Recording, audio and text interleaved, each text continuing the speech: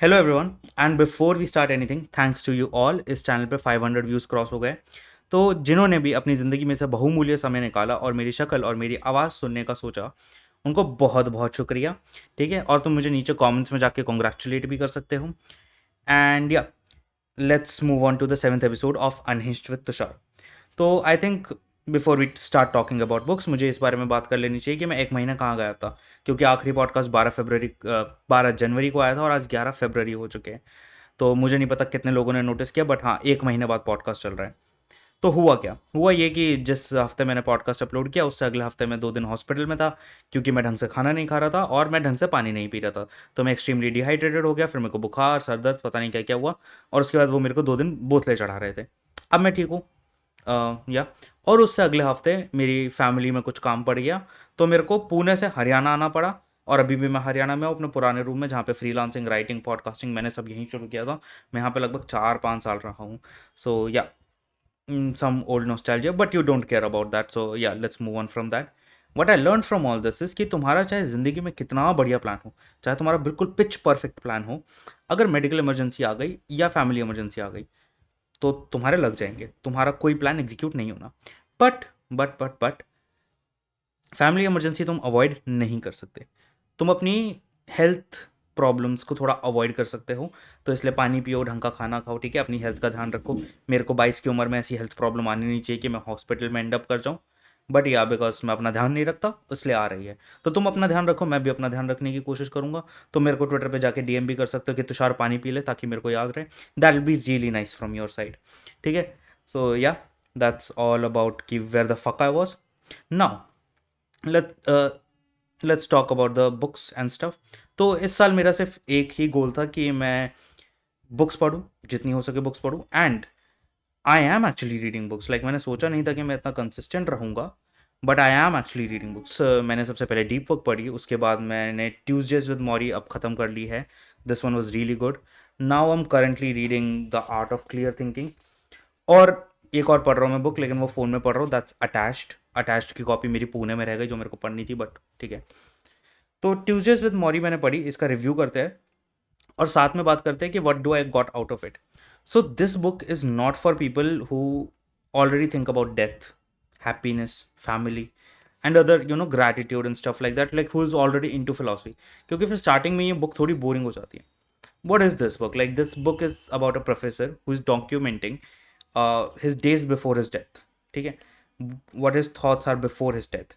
He knows he is going to die, but वो अपने student की मदद से सब कुछ डॉक्यूमेंट कर रहा है कि लाइक ओके, मैं फैमिली के बारे में ऐसे सोचता हूँ, मैं ग्रैटिट्यूड के बारे में ऐसे सोचता हूँ।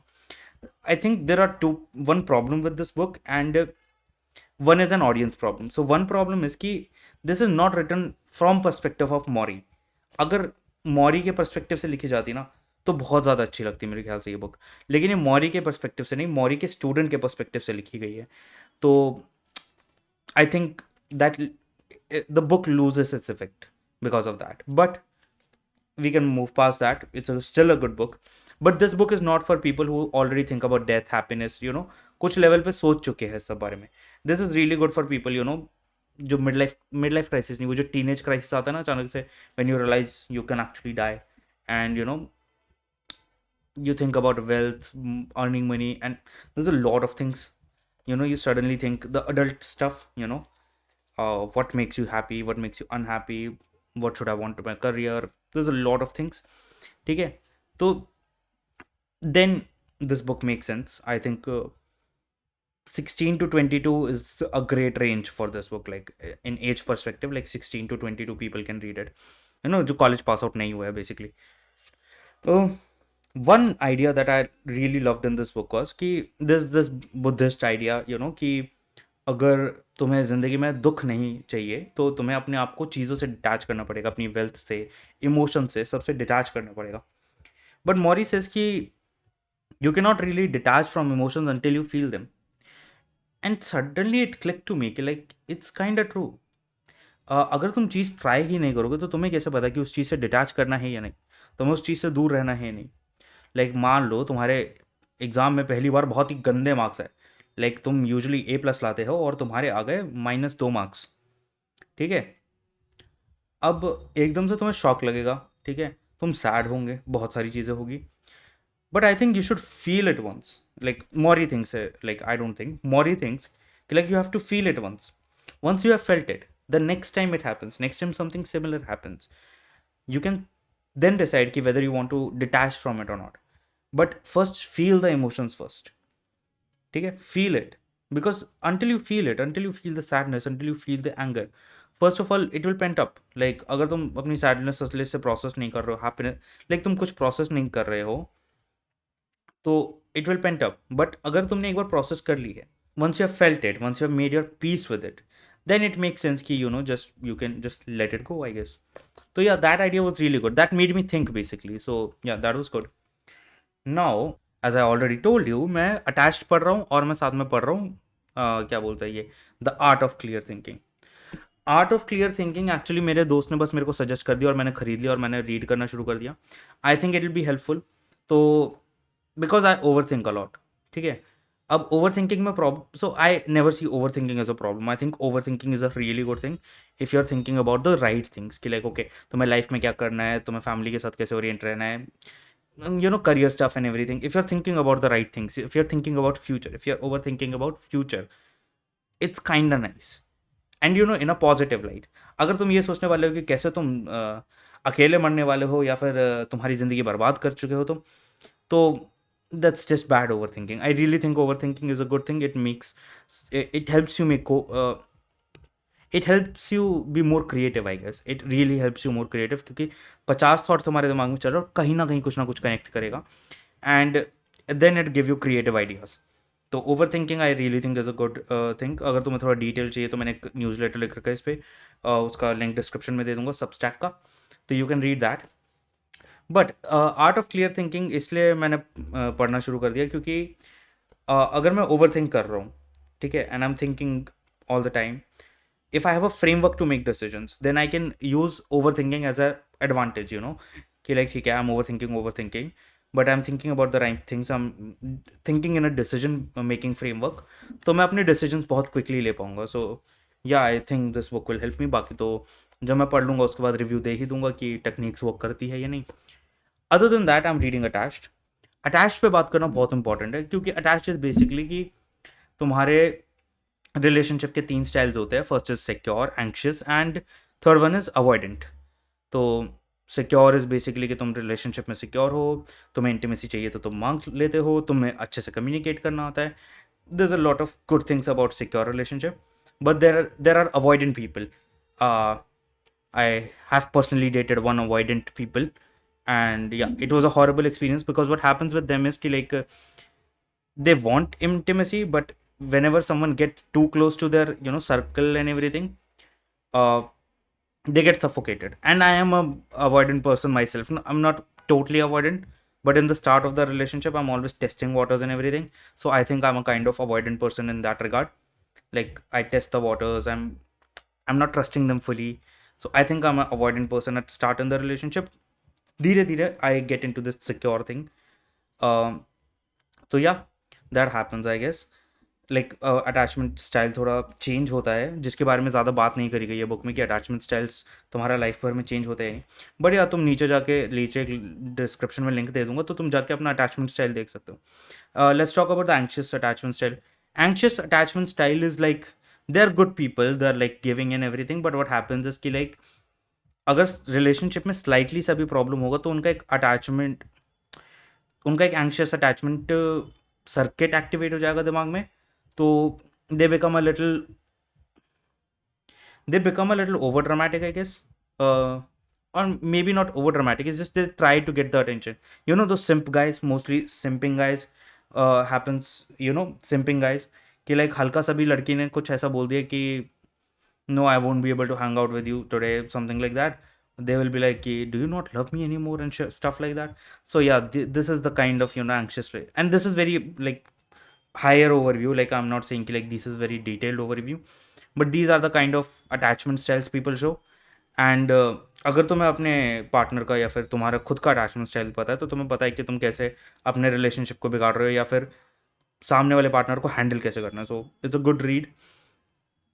One thing I like about this book which is very different from other books is कि जब भी हम रिलेशनशिप के बारे में बात करना चालू करते हैं ना, तो सबकी एडवाइस होती है that know your self, love your self and everything, and I already disagree with that idea because I think you get to know about yourself when you are in relationship with someone else. Like तुम किसी और के साथ होते हो, तुम्हें पता चलता है कि अच्छा ठीक है, मेरी ये टेंडेंसीज है, मैं ये कर सकता हूँ। तुम्हें अकेले में इतना नहीं पता चलेगा, अकेले में तुम कितना भी एक्सप्लोर करो, तुम्हें कुछ चीज़ें पता चलेगी अपने बारे में, बट तुम्हें ये नहीं पता चलेगा कि तुम रिलेशनशिप में कैसे होंगे just by being with yourself. So yeah you have to be a good person, but I don't think like you have to be a good person to be in relationship. I get that, वरना तुम दूसरे की life miserable कर रहे हो। But once you're just a good enough person, it's not like you have to extremely love yourself to get into a relationship and stuff. I already think that's bullshit, but this book talks about something different. This book talks about dependency paradox. So the book says कि like जितना तुम dependent होंगे ना, तुम उतना ही independent होंगे। अब ये दिमाग में एकदम से बूम करेगा कि लाइक ये क्या बोल दिया मैंने, ये क्या बकवास कर दी, ये क्या हिपोक्रेटिकल बात कर दी, बट नहीं। सो बेसिकली बुक का आर्ग्यूमेंट ये है कि लाइक तुम एक रिलेशनशिप में हो, और जब तुम उस रिलेशनशिप में सिक्योर फील करोगे ना, जब तुम रिलेशनशिप में सिक्योर फील करोगे, तो तुम्हारा दिमाग में एक सिक्योर बेस होगा। लाइक तुम्हें पता है कि लाइक कुछ भी कर लूँ, this is there, this relationship is there, तो you will be more open to exploration and taking up new projects and everything, because तुम्हारा ऑलरेडी जो एक सिक्योर बेस है, जो तुम्हारा रिलेशनशिप है, वो तुम्हारा एज अ फाउंडेशन काम करता है, एक फाउंडेशन की तरह काम करता है। लेकिन अगर तुम्हारी वो फाउंडेशन ही नहीं है, तो तुम एक्सप्लोर करने में डरोगे, क्योंकि तुम्हें लगेगा कि ओ लाइक ये भी जा सकता है कभी भी। तो तुम मे बी शायद you like if you are anxious, you will overthink about your relationship. If you are avoidant, you will be like कि I should just leave this because this is getting too much for me. If you are in even if you are secure, like secure में भी कहीं ना कहीं तुम्हें problems तो आएगी ना कि like oh this person doesn't keep me secure, I should how will I do something like.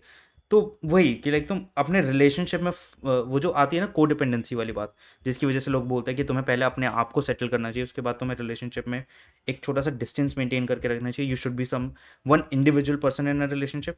I think it's a bullshit argument, not totally but it's kinda bullshit argument. क्योंकि like जैसे ही तुम relationship में आते हो ना, you are one psychological unit according to this book, that you are one psychological unit. अगर उसका दिन खराब है तो तुम्हारा भी मूड खराब होगा। It's an automatic thing, you can not avoid that. So what better thing to do is कि ओके एक्सेप्ट द डिपेंडेंसी, कि हाँ ठीक है, we are sort of dependent on each other, but what we can do is we can make a secure environment in the relationship, so that अगर मैं कुछ और जाके भी करूँ तो मेरे को इस रिलेशनशिप की चिंता करने की जरूरत नहीं है। So this is the kind of thing, this independency paradox, I love it from the core of my heart. क्योंकि मैंने जब भी कोई रिलेशनशिप में फिर क्लिंगी वगैरह होना शुरू होता है ना, रिलेशनशिप में क्लिंगी वगैरह होना शुरू होता है, ठीक है, तो तुम्हें लगता है कि वो बुरी चीज़ है, बट इट्स नॉट अ बुरी चीज़ actually. It's just natural that you are in a relationship with someone, you need some intimacy and stuff, ठीक है, emotional intimacy, physical intimacy, it's kind of natural. But the whole point is कि like अगर तुम relationship में secure नहीं हो तो तुम बाहर जाके एक्सप्लोरेशन नहीं कर पाओगे। So that's what happens. Like अगर तुम्हें एक दूसरे पर को डिपेंडेंट नहीं होना है ना, तो you have to be dependent on each other, you should be reliable with each other. तुम्हें एक दूसरे पर ट्रस्ट पूरी तरह से होना चाहिए, तब जाके तुम एक्सप्लोर कर सकते हो कुछ चीज़ें, rather than doing the opposite कि ठीक है हम थोड़ा सा डिस्टेंस मेंटेन करके रखेंगे ताकि हम इंडिपेंडेंट रह पाए। So yeah I love that whole argument, and yeah I think you should read that book. This book is really great, and I think yeah, people should read it. And yeah, that's it for the podcast. And other than that, I'm coding and exercising a bit, क्योंकि विक्रा भाई पूछ रहे थे कि तुम जिंदगी में क्या कर रहे हो, तो मैं वापस कोडिंग में घुस गया हूँ। Like I am making an expense tracker sheet for my self, क्योंकि मेरे को कोई ढंग का ऐप मिला नहीं फ़ोन पे। और उसके अलावा yeah I am exercising a bit, that's good. Actually मैं प्रैक्टिस के लिए बना रहा हूँ एक्सपेंस ट्रैकर ऐप, तो बिकॉज लाइक काफ़ी टाइम से मैंने कोडिंग की नहीं है, तो इट्स इंपॉर्टेंट प्रैक्टिस। थोड़ी एक्सरसाइज कर रहा हूँ। I started with something, I am not doing a lot but I am starting with something. So yeah and yeah I don't have any travel plans. विक्रा भाई को ये बताना ज़रूरी था कि ट्रैवल प्लान्स नहीं है मेरे, क्योंकि मैं अभी अभी पुणे से हरियाणा आया हूँ, तो और हरियाणा से पुणे जाना है, तो उसमें काफ़ी खर्चा हो जाता है। तो या कोई ट्रैवल प्लान्स नहीं है मेरे। So yeah that's it I guess. Bye bye, bye bye, and subscribe, like, share वगैरह वगैरह। प्लीज़ शेयर कर दो यार, शेयर क्यों नहीं करते यार, अच्छा पॉडकास्ट बनाता हूँ मैं, शेयर नहीं करते यार तुम। चलो ठीक है, बाय बाय।